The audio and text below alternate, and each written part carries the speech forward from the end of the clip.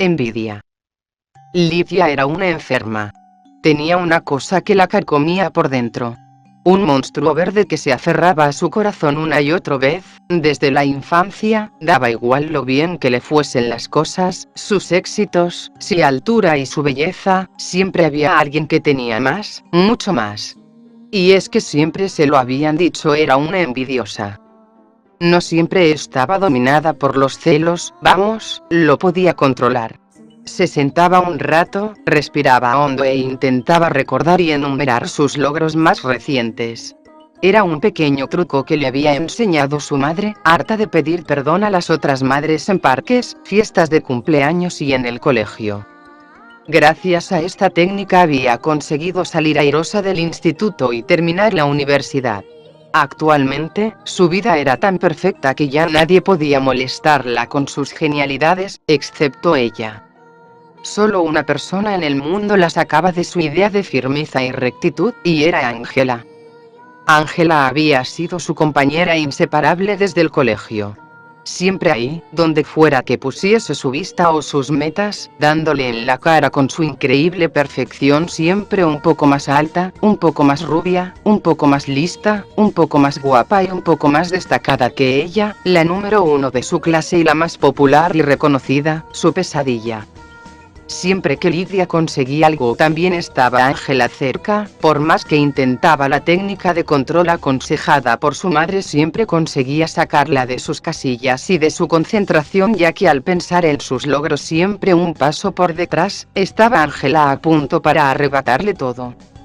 Lidia había cosechado éxitos al salir de la universidad, había logrado un puesto importante en una revista como diseñadora de contenidos y tenía un suelo más que digno y una casa adosada con jardín, en resumen, más logros y más perfección. Aunque todo se desvaneció la misma tarde en que el camión de mudanzas llegó al número 5 de la calle, el adosado contiguo al suyo. Al mismo tiempo que el camión llegó la propietaria, que no era otra que Ángela. Lidia y ella se saludaron encantadas y sonrientes, aunque en realidad era una farsa, ya que jamás habían llegado a ser amigas y entre ellas estaba esa rivalidad latente. Ángela se instaló como una más de las vecinas y, como todos, llevaba una vida rutinaria cosida con viajes de casa al trabajo y del trabajo a casa.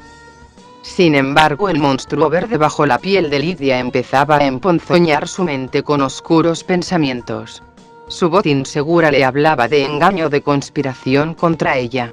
Su vecina trataba de usurparle el puesto, lo intentaría en cualquier momento en cuanto bajase la guardia. Así que Lidia decidió no dejarse doblegar y comenzó una nueva rutina, de casa al trabajo y del trabajo a espiar a la vecina desde el jardín. Al principio lo hacía con disimulo, desde el suyo, salía a plantar cosas al jardín, flores, arbustos, a veces, hasta habas y guisantes. Todo lo que fuese con tal de parecer ajetreada.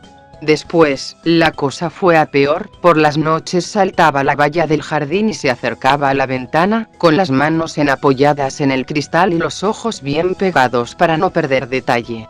Pasaba horas observando, cobijada por unos arbustos ornamentales. Allí estaba ella con su chándal último modelo, tirada en su carísimo sofá, comiendo palomitas y viendo la televisión, guapa y flamante, posiblemente urdiendo un plan para apoderarse de su vida. La observó durante muchas tardes y noches. En una de ellas un mensajero trajo una antigua vitrina de madera, de esas que se usan como expositor. Lidia intuía que en ella guardaría cosas valiosas, algún carísimo objeto antiguo. Tenía que comprarse alguna, pero antes tenía que saber qué es lo que Ángela iba a meter allí y luego comprar algo más antiguo y más grande. Lidia dejó de ir al trabajo, debía vigilar día y noche, se lo habían dicho sus demonios interiores. Debía aplastar a Ángela superándola de nuevo. Durante días observó y observó, prácticamente no se separó ni un momento de su magnífico emplazamiento de observatorio, con la esperanza de salir de dudas. Una noche, mientras vigilaba la vitrina, vio cómo Ángela recibía una visita de un hombre que portaba un gran maletín. Ambos charlaron, tomaron una copa y rieron. Después Ángela se excusó y salió por la puerta del salón. Lidia pudo ver cómo el caballero abría su maletín y sacaba de él algo brillante, algo que parecía un bisturí. Lidia no daba crédito, no sabía si chillar o si reír, ya que parecía que su eterna rival había ligado con una especie de psicópata. El viento movió los arbustos a su espalda, pero Lidia, fiel a su obstinación, trataba de averiguar qué ocurría y pensaba que sí, quizá, salvase a Ángela en el último minuto de las manos de aquel bicho raro, sería una heroína y Ángela le debería la vida y ya no tendría que envidiarla nunca más porque sería mejor que ella. Claro. Ahora solo tenía que ir a por su móvil y un cuchillo por si acaso y esperar. Iba a salir corriendo cuando sintió un doloroso pinchazo en el cuello.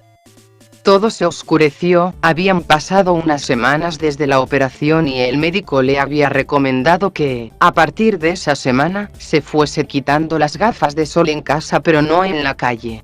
Ángela entró en casa después de su paseo matinal y se quitó las gafas, se miró al espejo y sus ojos verdes y brillantes le sonreían. Todo gracias a Lidia, le había hecho un gran favor. Al entrar en el salón la vio allí, estaba como siempre pegada al cristal sin dejar de observarla. Ángela miró a Lidia dentro de la vitrina. El taxidermista había hecho un trabajo impecable, estaba prácticamente igual salvo por los ojos de cristal, los de verdad ahora eran suyos como Lidia. Ángela siempre la había envidiado, ella tenía todo pero Lidia tenía más, tenía aquellos ojos preciosos y aquella figura envidiable. Ahora ella, por fin lo tenía todo. ¿Se podía desear algo más? La misteriosa muerte de la señora Gill. La señora Gill no creía que los fantasmas ni nada paranormal existía. ¿Tú crees en ellos? Ahora verás lo que le pasó a la señora Gill. La señora Gill era una mujer de negocios que no estaba para tonterías, centrada totalmente en sus negocios, no tenía apenas tiempo libre ni para su marido. Un día, inesperadamente llegó un telegrama, lo tomó con desesperación pensando que era el pago del mes anterior que le llegaba con retraso. Sin embargo se encontró con algo que no esperaba, su esposo había muerto y el telegrama era la forma más fría posible de comunicárselo. El señor Gill había muerto misteriosamente mientras vagaba por un manicomio abandonado. Recordó que su marido la comentó en cierta ocasión. Una leyenda urbana estaba demasiado ocupada siempre para atenderle y ahora nunca podría recompensarle. Acabó ahogando su pena en lágrimas hasta que cayó dormida. Lo que había pasado fue que el marido era muy curioso, quiso comprobar si la historia que había llegado a sus oídos. Un manicomio de un pueblo cercano se había incendiado años atrás, quemando a la mayoría de los internados. Solo 2 de ellos habían sobrevivido. Esos 2 locos iban a vigilar la casa que desde entonces quedó abandonada para que nadie entrara a molestar a sus amigos. El señor Gill sabía que su mujer no tenía tiempo para él y ni siquiera le echaría en falta. Movido por su curiosidad y armado de valor se dirigió al pueblo cercano. Eso era todo lo que sabía la señora Gill. Ella no creía en nada, se consideraba agnóstica incluso en temas de religión. Fue a ver la tragedia y encontrar el cuerpo de su marido. Decidió quedarse en un hotel que quedaba a pocos metros del manicomio. Quería investigar el lugar al día siguiente para descubrir cuáles fueron las causas de la muerte de su marido.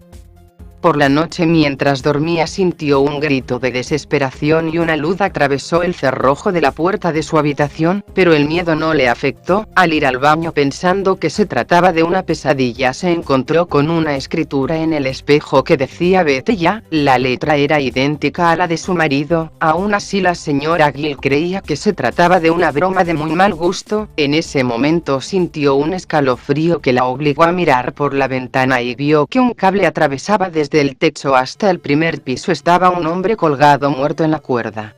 El cadáver colgado de espaldas a la ventana empezó a girarse bajo el efecto del fuerte viento y entonces pudo observar algo que la aterrorizó. Ese hombre era su esposo. La señora Gill salió corriendo atemorizada de ese lugar. Quería abandonar ese maldito hotel y en su huida se refugió en el lugar equivocado, el manicomio. Su miedo la había dirigido al lugar equivocado. Empezó a oír unas carcajadas a lo lejos que cada vez se acercaban más y más, hasta que un hombre vestido con una bata se dirigió a ella. ¿Qué hace aquí? Ella contestó: Estoy refugiándome de los peces asesinos. La señora Gill se había vuelto loca, su temor la paralizaba y no sabía ni lo que decía.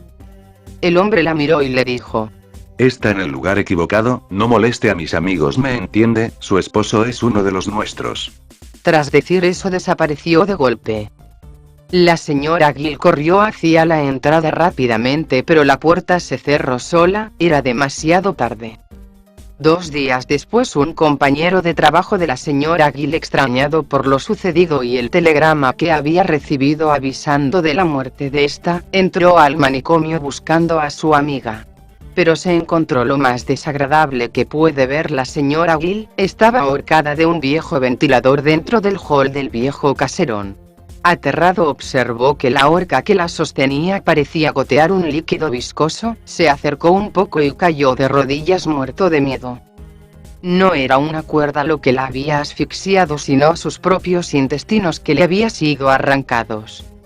De repente una risa diabólica empezó a resonar y cada vez se acercaba más y más. Sabía que por el destino la muerte se le acercaba, las carcajadas eran más fuertes y empezó a hacer frío y de un segundo a otro estaba colgado junto a la señora Gill. De a poco se asfixiaba, hurgó su bolsillo y encontró la navaja de su padre y cortó la cuerda en la que estaba suspendida. Una patada inesperada había impedido que lo colgaran con sus propias tripas, bajó de un salto y fue corriendo hacia la salida, pero la salida estaba bloqueada con un montón de sillas y maderas. Mike, así se llamaba él, empezó a quitar las sillas. Tenía miedo que la muerte lo encontrase, que fuera el último día de su vida, y lo peor que diría su esposa si sabía que había ido al lugar que tanto le había prohibido. Al final del pasillo una silueta se acercaba, de la mano tenía colgando una larga soga. Mike se puso nervioso cuando pudo visualizar lo que era, casi le da un infarto. Era la señora Gill con los intestinos de la mano, su cara estaba deformada, le faltaba uno de sus ojos, y lo tenía agarrado de la otra mano. Ayúdame,